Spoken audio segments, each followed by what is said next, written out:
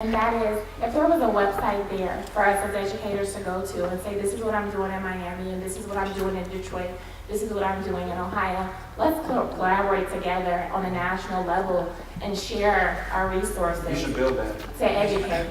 Are you guys going to get on it? You should build it. Well, I think that's what Yes We Code is actually trying to do, right?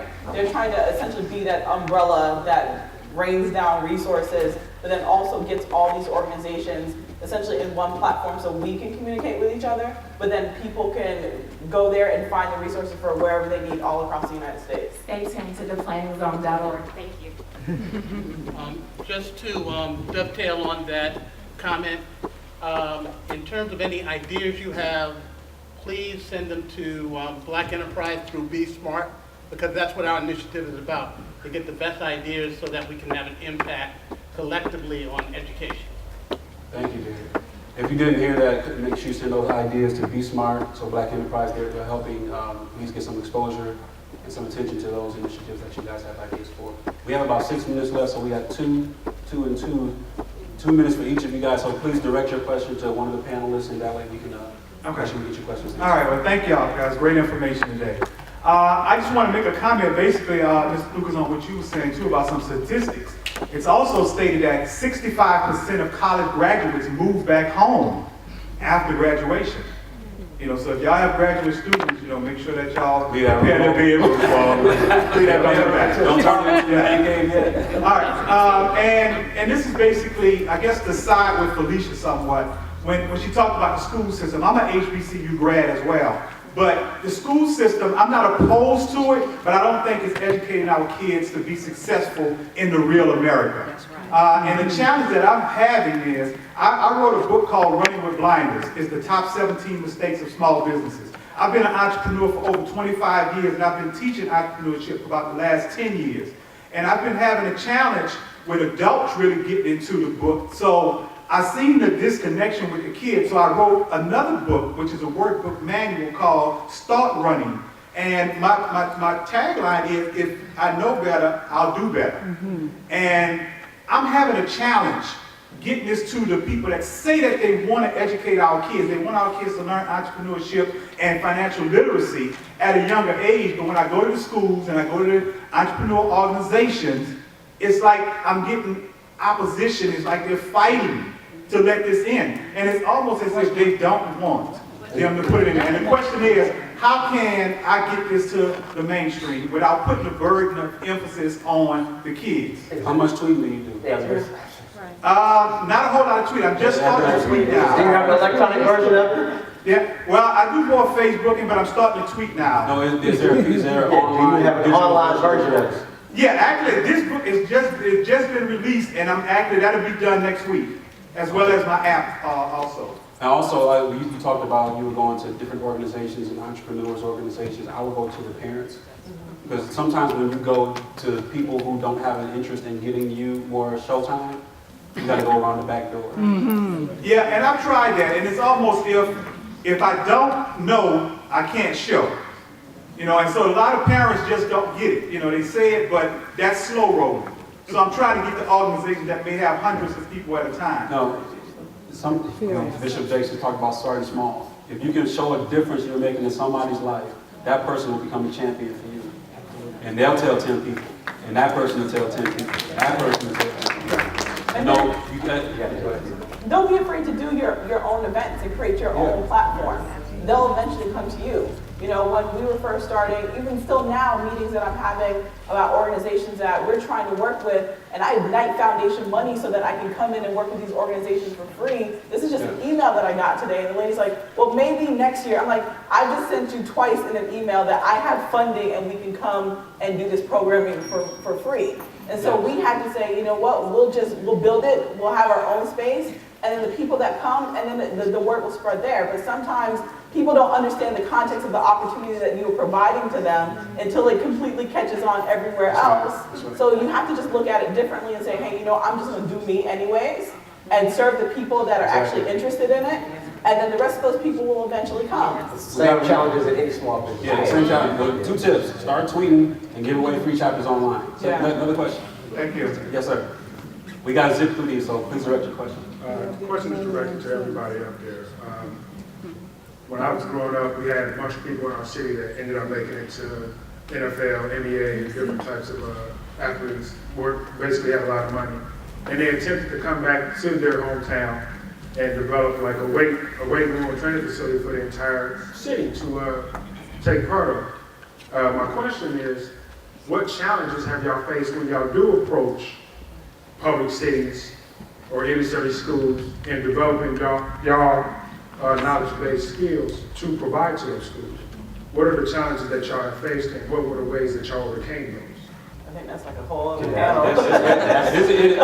It is, but I'll give you the tip. Stay away from bureaucratic, when you're a startup, stay away from bureaucracies, go to charter schools. You know, they have, you can get right to the decision makers. When you go to city governments and state governments and school boards, and you're gonna have a whole mess of problems. And just let me say this to any entrepreneur. You need an advocate. You need someone that's carrying the water for you, and that's where your Chamber of Commerce is going to come into play. They understand, and they have the relationships that will take you years to establish, and that's not your core competence. Find the back door. Yeah. Last question, please. Good evening, good afternoon. My name is Kel Omekoy. I'm an architect in Columbus, Ohio here. I have my own private practice. I do a lot of volunteering to Columbus City schools, especially in the sense that architecture, when I came to this country some few years ago, was considered a white man's profession. And it's still a white man's profession. There are less than 0.01% of blacks who are architects. So what I do is I volunteer my time to most of the high schools to try to encourage blacks and minority students to go into architecture. Unfortunately, coming from a cultural background that's a little bit different here, it becomes a more tasking effort to penetrate that system because you deal with a lot of indiscipline, a lot of lack of control. Yes, sir. I tried to set up architects, engineers club in those high schools, and it didn't take off. So eventually, I have to withdraw. But that's not really why I'm here. The reason why I'm here is I've listened to everything most of you have said, and it's very encouraging, and I appreciate that. But this is more educational. A lot of you were using the term third world. Please, it's a very, very derogatory term. It's a developing world.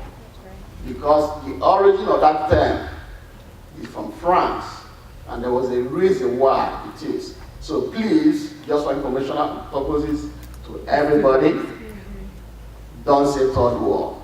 It's developing countries. Thank you. Appreciate that. Thank you.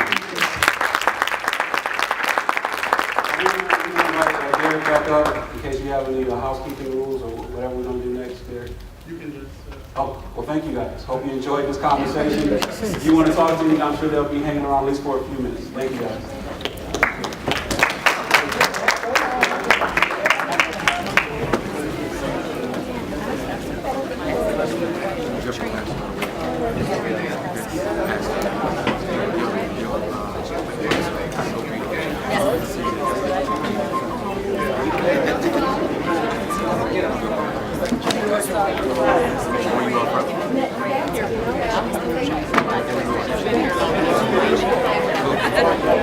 From Cincinnati, Ohio.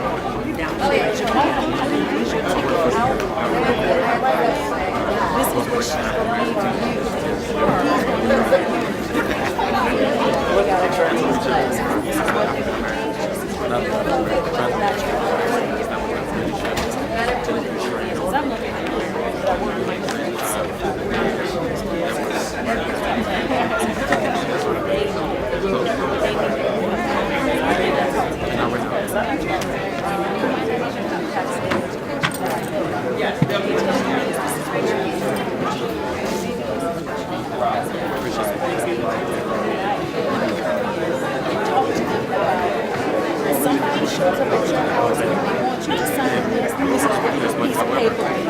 This is what a contract is. This is why you don't do this. They don't try to do What we have is serious.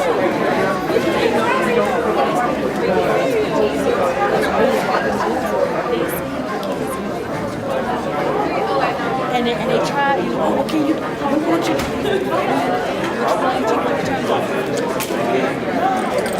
the E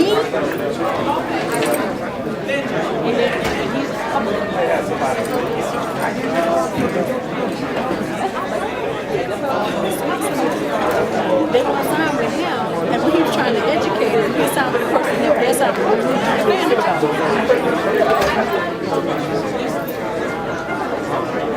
That's right.